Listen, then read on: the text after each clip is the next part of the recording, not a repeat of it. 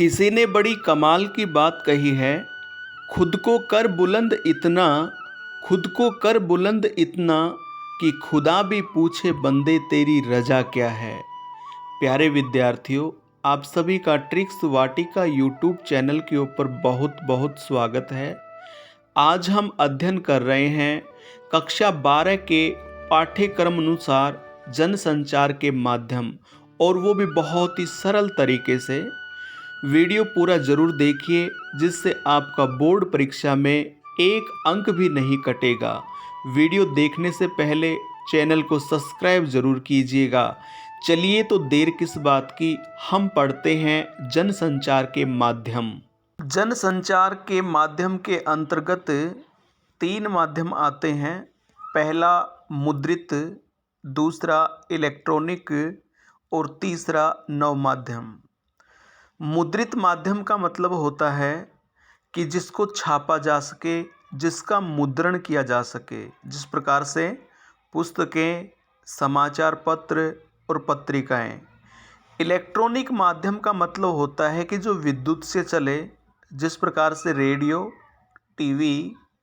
नव माध्यम का मतलब होता है जो इंटरनेट से चलने वाले, जिस तरह से कंप्यूटर है, मोबाइल है। ये सारे के सारे नव माध्यम के अंतर्गत आते हैं। जनसंचार के माध्यम में पहला माध्यम हम पढ़ेंगे मुद्रित माध्यम, जिसको प्रिंट माध्यम भी कहते हैं। मुद्रित माध्यम से अभिप्राय है छपाई वाले संचार के माध्यम। इन संचार के माध्यमों के अंतर्गत समाचार पत्र, पत्रिकाएं, पुस्तकें, विज्ञापन आदि आते हैं। जनसंचार के माध्यमों में सबसे महत्वपूर्ण और सबसे प्राचीन माध्यम है वो प्रिंट माध्यम ही है। कहने का मतलब जिसका मुद्रण किया जा सके, जिसकी छपाई की जा सके, उसको मुद्रित माध्यम कहते हैं। जिसमें समाचार पत्र होते हैं, पत्र पत्रिकाएं होती हैं, विज्ञापन आदि होते हैं। और सबसे विशेष और ख़ास बात, यह जो मुद्रित माध्यम है वो सबसे प्राचीन और सबसे महत्वपूर्ण माध्यम माना जाता है। प्यारे विद्यार्थियों, अब हम पढ़ेंगे मुद्रित माध्यम का उद्भव और विकास। मुद्रित माध्यम का उद्भव आधुनिक युग में हुआ। छपाई की शुरुआत चीन में मानी जाती है, लेकिन आज हम छापे खाने का जो स्वरूप देख रहे हैं, उसका श्रेय जर्मनी के गुटेनबर्ग को दिया जाता है। भारत में पहला छापा खाना सन 1556 ईस्वी में गोवा में खुला था। उसे ईसाई मिशनरियों ने धर्म प्रचार की पुस्तकें छापने के लिए खोला था। मुद्रित माध्यम का सबसे पहले ये कहें कि शुरुआत जो है वो चीन में मानी गई है। चीन में इसकी शुरुआत हुई थी। और जो आधुनिक जो छापा खाना जो हम देख रहे हैं वर्तमान समय में, जो स्वरूप जो है, इसका श्रेय जर्मनी का एक शहर है गुटेनबर्ग, वहाँ पर सबसे पहले इसकी शुरुआत हुई थी। अगर हम भारत की बात करें तो भारत में पहला छापा खाना 1556 ईस्वी में खुला था गोवा में। ईसाई मिशनरियाँ के द्वारा ये खोला गया था, जो अपने धर्म का प्रचार प्रसार करना चाहते थे। अपने धर्म का प्रचार प्रसार करने के लिए, धर्म की पुस्तकें छापने के लिए सबसे पहले ईसाइयों ने गोवा के अंदर कारखाना खोला था। अब हम आगे बढ़ते हैं। अब हम पढ़ेंगे समाचार क्या है। समाचार लेखन जो बोर्ड पाठ्यक्रम में है, उसी का अध्ययन हम कर रहे हैं। तो सबसे पहले हम समझेंगे कि समाचार क्या है। समाचार किसे कहा जाता है? सामान्य रूप से देश दुनिया में घटने वाली घटनाएं, जिसका किसी न किसी रूप में सार्वजनिक महत्व होता है, उसे समाचार कहते हैं। यानी समाचार हम किसे कहेंगे? देश दुनिया में जो अलग अलग घटनाएं घटित होती हैं, और जिसका कहीं ना कहीं सार्वजनिक महत्व होता है, यानी वो मनुष्य से जुड़ी हुई रहती हैं, मानव से जुड़ी हुई रहती हैं, उसे ही समाचार कहा जाता है। समाचार ऐसी समसामयिक घटनाओं और समस्याओं और विचारों पर आधारित होते हैं जिन्हें जानने की अधिक से अधिक लोगों में रुचि होती है। समाचार लेखन के 6 ककार। समाचार लिखते समय लेखक महत्वपूर्ण रूप से 6 प्रश्नों का उत्तर देने की कोशिश करता है, उन्हें 6 ककार कहते हैं। प्यारे विद्यार्थियों, समाचार लेखन में 6 ककार बहुत ही महत्वपूर्ण होते हैं। लेखक इन्हीं 6 प्रश्नों का उत्तर देने की कोशिश करता है, वो ही ककार कहलाते हैं। और ये 6 प्रश्न कौन कौन से होते हैं?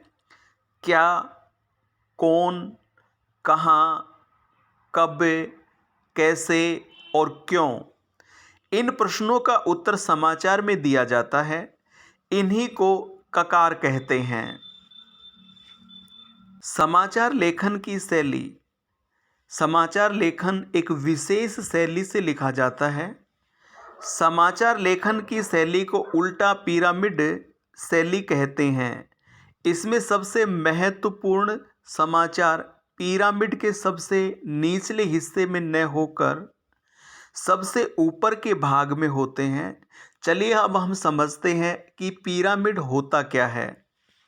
समाचार लेखन की शैली को उल्टा पिरामिड शैली कहते हैं, जो 3 भागों में बटा रहता है। उल्टा पिरामिड शैली 3 भागों में बटी रहती है। पहला भाग होता है इंट्रो, दूसरा होता है बॉडी और तीसरा होता है समापन। इंट्रो को मुखड़ा भी कहते हैं। इस इंट्रो के अंदर 4 प्रश्नों का उत्तर दिया जाता है। क्या, कौन, कहाँ और कब। इसी तरह से दूसरा भाग होता है जिसको बॉडी कहते हैं। इसमें 2 प्रश्नों का उत्तर दिया जाता है, कैसे और क्यों। तीसरा भाग होता है जिसको समापन कहते हैं। इसमें तथ्य हैं वो समाहित किए जाते हैं। चलिए हम इसको विस्तार पूर्वक पढ़ते हैं। उल्टा पिरामिड शैली के भाग। पहला भाग होता है इंट्रो, इसे हिंदी में मुखड़ा भी कहते हैं। इसमें समाचार की मुख्य बातों को प्रारंभिक 2-3 पंक्तियों में लिखते हैं। यानी पहला जो भाग जो होता है वो इंट्रो कहलाता है, जिसको मुखड़ा भी कहते हैं। 2-3 पंक्तियों के अंदर मुख्य बातें इसमें लिखी जाती हैं। दूसरा भाग है, इसको बॉडी कहते हैं। इसमें समाचार के विवरण को घटते हुए क्रम में लिखा जाता है। तीसरा भाग होता है, इसको समापन कहते हैं। इस शैली में समापन जैसी कोई बात नहीं होती, लेकिन फिर भी तथ्य और सूचनाओं के आधार पर समाचार का समापन किया जाता है। अब हम पढ़ते हैं समाचार के प्रकार। समाचार 2 प्रकार के होते हैं, एक हार्ड न्यूज़ और दूसरा सॉफ्ट न्यूज़। हार्ड न्यूज़ समाचार पत्र में अनेक प्रकार की खबरें प्रकाशित होती हैं। साधारणतः रोजाना के घटनाक्रम, अपराध से जुड़ी खबरें व दुर्घटनाओं के समाचार हार्ड न्यूज़ की श्रेणी में आते हैं। हार्ड न्यूज़ में समाचारों के अंदर आप लोग देखते होंगे कि अनेक प्रकार की खबरें छपती हैं, और कुछ खबरें ऐसी होती हैं जो रोजाना ही हमें पढ़ने को मिलती है, जिस तरह से हत्या, डकैती। ऐसी जो खबरें जो होती हैं वो रोज़ ही हमें पढ़ने को मिलती हैं। जो रोज़ जो खबर हम पढ़ते हैं उसको हम हार्ड न्यूज़ कहते हैं। दूसरी होती है सॉफ्ट न्यूज़। मानवीय रुचि से जुड़ी खबरें, संवेदना को स्पर्श करने वाली खबरें जो होती हैं उनको सॉफ्ट न्यूज़ कहते हैं। स्टोरी। समाचार लेखन में स्टोरी शब्द का भी प्रयोग होता है, लेकिन ये स्टोरी होती क्या है? मीडिया की भाषा में खबर को स्टोरी कहा जाता है। स्टोरी से तात्पर्य कोई साहित्यिक कहानी से नहीं, बल्कि विस्तार पूर्वक लिखी जाने वाली खबरें स्टोरी कही जाती हैं। साप्ताहिक समाचार पत्र पत्रिकाएं जिसमें समाचार कथा शब्द का इस्तेमाल किया जाता है। समाचार पत्र में पहले पृष्ठ पर छपने वाली खबर कवर स्टोरी के नाम से जानी जाती है और आमतौर पर अखबार में 8 कॉलम होते हैं। ये प्रश्न बोर्ड परीक्षा में पूछा भी गया था एक बार। पत्रकारों के प्रकार। पत्रकार 3 प्रकार के होते हैं। एक होता है पूर्णकालिक, दूसरा होता है अंशकालिक और तीसरा होता है फ्रीलांसर। पूर्णकालिक पत्रकार किसी समाचार संगठन में नियमित वेतनभोगी को पूर्णकालिक पत्रकार कहते हैं। यानी जो निश्चित होता है, जो वेतन पर कार्य करता है, उसको पूर्णकालिक पत्रकार कहते हैं। दूसरा पत्रकार है, इसको अंशकालिक कहते हैं। एक निश्चित मानदेय पर काम करने वाला, उसको अंशकालिक पत्रकार कहते हैं। कहने का मतलब जो कार्य के अनुसार ही पगार प्राप्त करता है, मानदेय प्राप्त करता है, उसको अंशकालिक पत्रकार कहते हैं। तीसरा होता है फ्रीलांसर, स्वतंत्र पत्रकार जो भुगतान के आधार पर अलग अलग अखबारों के लिए लिखता है, उसको फ्रीलांसर पत्रकार कहते हैं। कहने का मतलब किसी एक अखबार के लिए वो निश्चित नहीं होता है, नियुक्त नहीं होता है, वो सभी अखबारों के लिए लिखता है। मुद्रित माध्यम की कमियां भी हैं। पहली कमी है, इसमें सीमित स्थान होता है। दूसरी कमी, इसमें निरक्षरों के लिए उपयोगी नहीं है। जिस प्रकार से रेडियो और टेलीविज़न निरक्षर लोग हैं उनके लिए भी उपयोगी होता है, लेकिन समाचार पत्र मुद्रित माध्यम है, वो उपयोगी नहीं है। तीसरी कमी, इसमें तुरंत घटित घटना का संचालन नहीं हो सकता। जिस प्रकार से रेडियो और टीवी पर तुरंत घटित घटना का संचालन होता है, लेकिन अखबार के अंदर, मुद्रित माध्यम के अंदर पूर्व की जो खबरें जो होती हैं वो ही दर्शाई जाती हैं, वो ही छापी जाती हैं। चौथी कमी इसके अंदर है, अशुद्धियाँ दूर नहीं कर सकते। एक बार छप जाने के बाद में अगर हम उसमें संशोधन करना चाहें या त्रुटि सुधारना चाहें, अशुद्धियाँ दूर करना चाहें, तो संभव नहीं है। एक बार छपने के बाद में किसी भी प्रकार से हम शब्दों के साथ में छेड़खानी नहीं कर सकते हैं। मुद्रित माध्यम की विशेषताएं। सबसे पहली विशेषता है, पढ़ने व सोचने का पूरा अवसर प्राप्त होता है। यानी कहने का मतलब हम आराम से पढ़ सकते हैं और पढ़ते पढ़ते हम सोच भी सकते हैं।